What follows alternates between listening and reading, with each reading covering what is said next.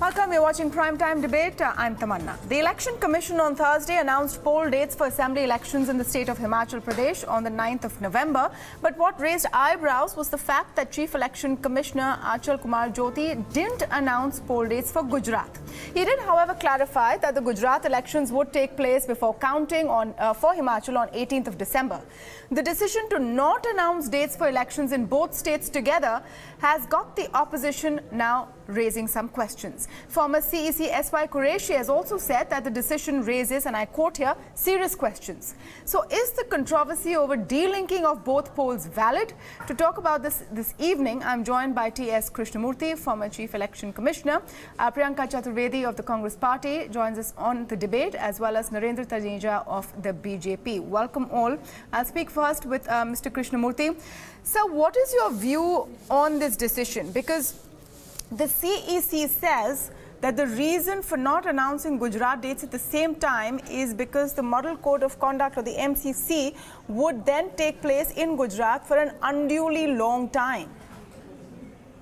Well, as far as I am concerned, convention has been that you bunch the elections together to avoid a lengthy Model Code of Conduct time. I don't know why they should have delinked it. Though the reason given, ostensible reason given, is that the flood relief work. The flood relief work can take place without the politicians, with the bureaucrats taking over the elections. So I don't have the full reason. I believe the Election Commission must have applied its mind and come to a conclusion. But the convention is that it is always held together to reduce the longevity of the Model Code of Conduct in force. And the Himachal election perhaps could have been delayed by a week or 10 days if that was absolutely essential. But unless and until I know the full reasons, I'm unable to comment except to say it is rather unconventional to do this. It is maybe for some it is disturbing. All right. No, so the reasons we know are the ones which the CEC have given us. And of course, you've said that you're not getting into the political, opposition and what people are saying. But the question I want to ask you, sir, is that what is its impact, if any? The reason why people are making hue and cry about this in political parties is because they fear that one party may have an advantage. During my period, we have given clear instructions that emergency relief work can be carried on even during Model Code of Conduct, provided the politicians are not associated with that. So the bureaucrats can carry on the emergency relief work even in the case of floods. So if this is the only reason, perhaps our controversy could have been avoided. I'm going to go to Mr. Taneja with that first, because that's what the CEC said, Mr. Taneja. And it's for a week. It could have been avoided. The Congress Party says Prime Minister will be in Gujarat on 16th of October, and you just want more time for perhaps more SOPs. I don't know. I mean, here we are questioning the integrity of the Election Commission. The same Election Commission only a few weeks ago, when they came out, with their decision on Mr. Ahmed Patel, the same Congress Party was saying, great institution, we are all proud of Election Commission. And today, they are basically questioning the intent of the Election Commission, probably the most autonomous, probably the most reputed organization, constitutional body in this country. The whole world talks about Election Commission. As far as the dates are concerned, this is something for them to decide. I mean, even we were surprised. But there is a statement by Election Commission that not later than 18th of December. So we understand there must have been some reasons. I think anybody who has questions can go to the Election Commission and ask the question. We can do the same if we want to. But to question the integrity of an institution, a constitutional body, which is probably the most prestigious one in the country, as an Indian, I'm very, very proud of Election Commission. In fact, let me take that to Priyanka Chaturvedi then. Patel. And Priyanka, you must answer on the point that Mr. Taneja raised, that the same Election Commission, CEC, was being lauded when he decided to nullify 2 votes when Ahmed Patel was vying for a Rajya Sabha seat from Gujarat. No, we will continue to, show our respect to Election Commission. We will continue to ensure and hope that Election Commission continues to be an autonomous body like it has been till now. But what we can question is like Mr. Krishnamurthy was saying, that why did they want to delink the entire issue? Even if they cite the 2001 case where a 46-day gap is needed before the code of conduct is implemented, we must understand in 2002 there was a gap of 60 days. In 2012, there was a gap of 70 days. So even this excuse falls apart simply because we also know that on 16th of October, the Prime Minister is going to be visiting Gujarat, and we are pretty certain now after this announcement that perhaps he is going to be offering some more sops to Gujarat and hoping to get political benefit out of it. We are not questioning the Election Commission. We are questioning the government of the day, those who are in power, who are trying to undermine the autonomy of the Election Commission, so you're saying the which we Election can see, Commission like I doesn't have cited the autonomy. earlier. Let Mr. Taneja respond to that. No, it has, but it is being undermined by the Prime Minister and by the government government in power right now in the centre. On what basis are you making that charge, Ms. Chaturvedi? On what basis are you making that charge? No. Tamanna, I have already cited examples to you. Election Commission, please, Tamanna, please, you asked me this question. Mr. Taneja, please allow me to answer. The question is asked of me. I have already told you the reason what Election Commission has come up with is saying that there was a 2001 pact on a 46-day gap from announcement to polling.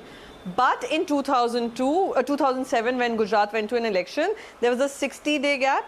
In 2012, there was a 71-day gap when it was announced. So this particular excuse that Election Commission has come up with does not hold good. It totally falls apart as far as an excuse is concerned. Let's get Mr. Taneja to respond to that. Yes, Mr. Taneja. No, not in our view. It is in our view a 2001 46-day gap not being implemented in 2007, not being implemented in 2012, comes into a sudden implementation in 2017 is questionable. All right. Mr. Taneja. Well, I'm not here to defend the Election Commission. I'm not Election Commission spokesperson. Only thing I'm saying is that, before you question the Election Commission, why don't you just go to the Election Commission and ask these questions, ask for answers if you have any doubts in mind. And to link it with the Prime Minister's visit to Gujarat and say that BJP has tried to influence the Election Commission is insane. It's insane to question a constitutional body like Election Commission on this issue, saying that, that we have influence and they have allowed our influence to really work to the extent they claim that it has worked. You're not insane. Let's not question constitutional body. Let's not question. This is against, this is against, that means we have to show some respect to bodies that are so central to India's democracy. We have to show some respect. Don't question a body like Election Commission for your petty political interests. Mr. Taneja, Tamanna.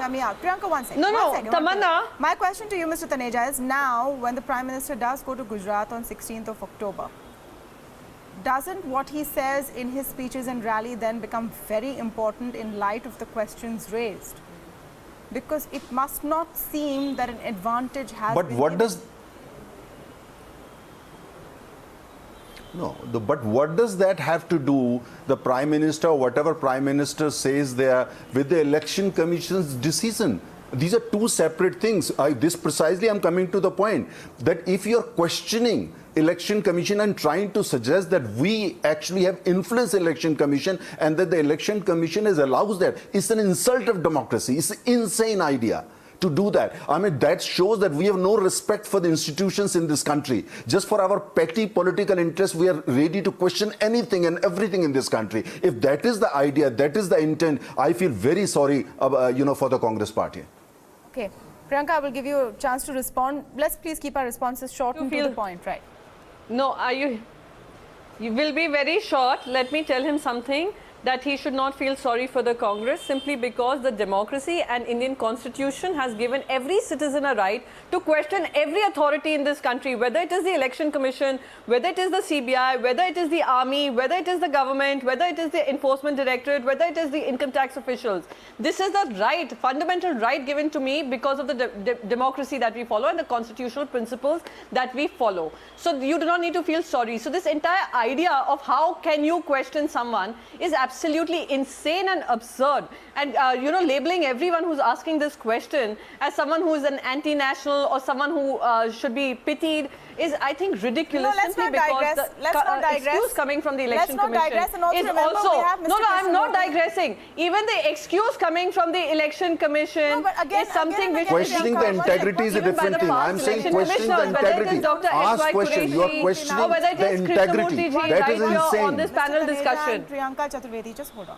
No Let's one's speak to Mr. questioning the TS. integrity. We are questioning the You used the word undermining of excuse 3 times. authority that has been given to Right. the Election Priyanka Commission. Chaturvedi, used You the word are excuse questioning 3 the times. integrity. So I That's want what to it speak is. to Mr. TS What you are Krishnamurthy, questioning and is hopefully we can questioning the hear only TS integrity. Yes, Krishnamurthy. we will question the the audio government's just for a bit. integrity towards ensuring Mr. and upholding Krishnamurthy, the democratic principles of this My country. No, you are question to questioning you the is, Election Commission's let's integrity. put the Your political intent is bickering to to one question the side. Election Commission. No, But I does That is it insane. raise questions? One second, if you can please control the audio of the BJP and the Congress guest who's speaking to my PCR. Mr. Krishnamurthy, does this raise questions now about what happens hence on, and has the Election Commission put itself in that position which could have been avoided? Well, this is what I said at the beginning. It was an avoidable controversy. Unfortunately, it has exposed itself to this. But all that I would say is that somebody making announcement during the model code of conduct is not going to influence the voters in any case. But be that as it may, as far as the Election Commission is concerned, as an administrative decision, they could have planned it better and avoided this controversy.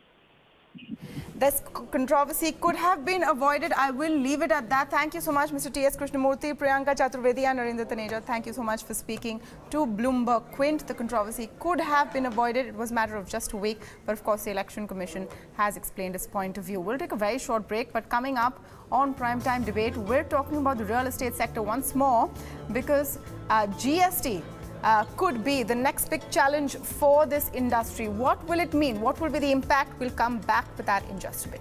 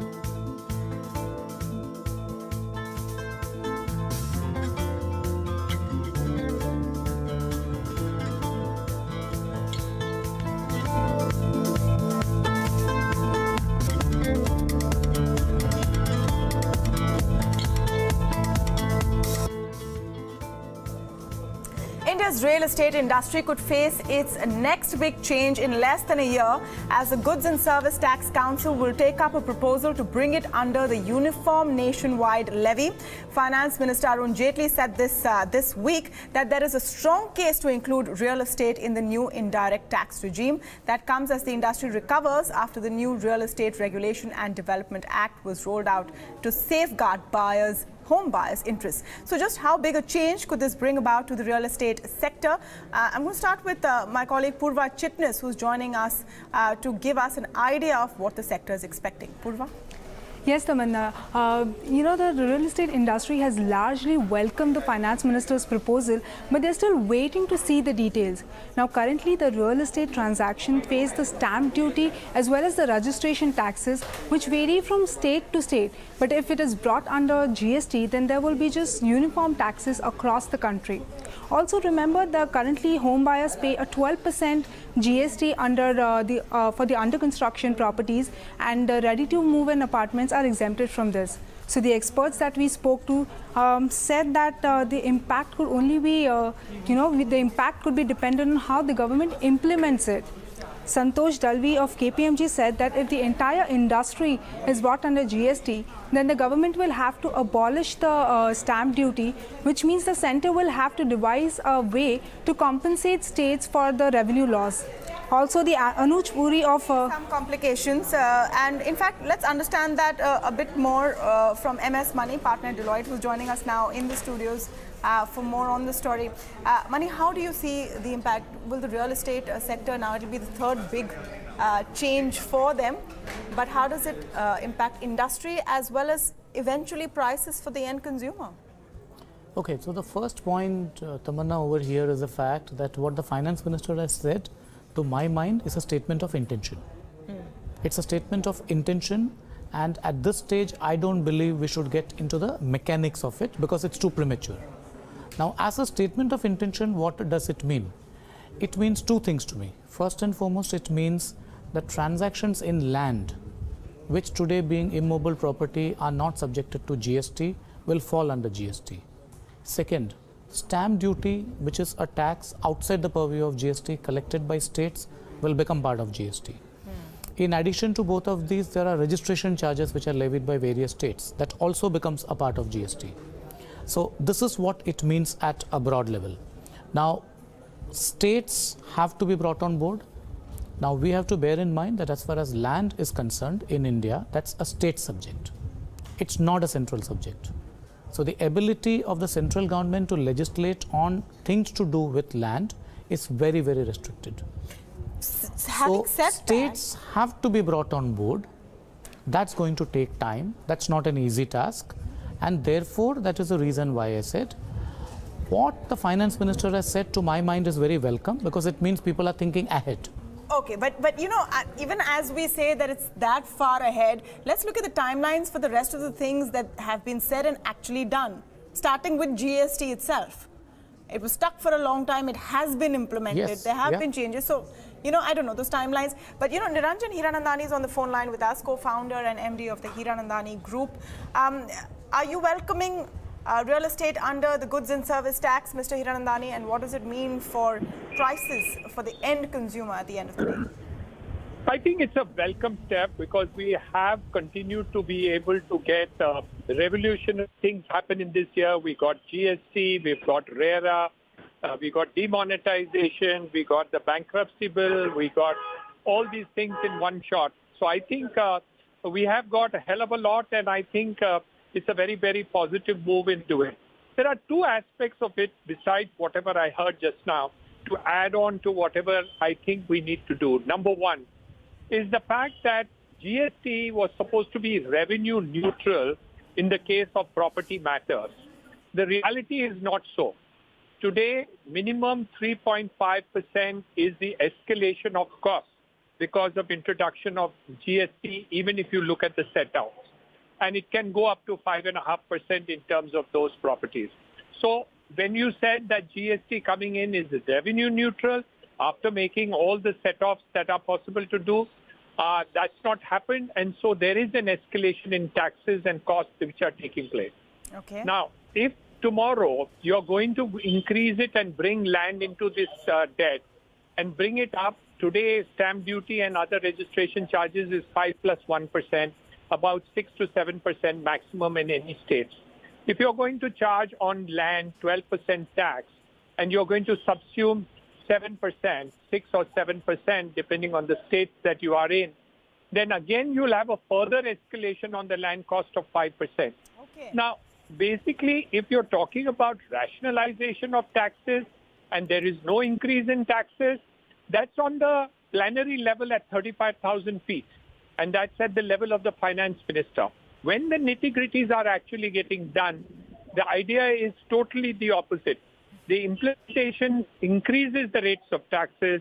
And today, if you look at all the things and costs there, we are paying almost 30% tax after you count local and other taxes also. You know, I just want to So get... I'm not happy. I'm very happy with the ideas.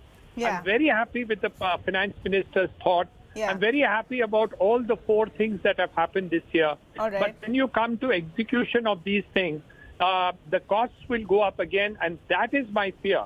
So if you can guarantee that it won't increase, which was guaranteed under GST, it has not happened. So Niranjan Hiranandani is happy but cautious, I would say, a little anxious about impact of cost. What do you think? Okay, so the way I look at it is, I started out by saying that what is there is a statement of intention and we should worry about the mechanics later. And to what I would like to add by saying is that the initial experiences that we have had on GST should not make us feel that we are going to continue having these experiences in future as well. Because in GST, just bear in mind, this is the largest tax reform undertaken anywhere in the world. There's no country in the world which has undertaken a tax reform of this magnitude. Now, I'll come to the implementation. Land costs. Yeah. Now, how precisely it will affect the land cost? Will there be a differentiation between low-cost housing and normal housing and premium housing? To what extent will there be an abatement for land cost? Today, we have a 33% abatement for land cost. Will that be sufficient or insufficient depending on the city? Now, this abatement that we have for land cost today is a common abatement all over the country. But as we all know, the land cost in places like Mumbai and Delhi and Bangalore is different from the tier 2 cities. So will there be a distinction when that is included in the ambit of GST?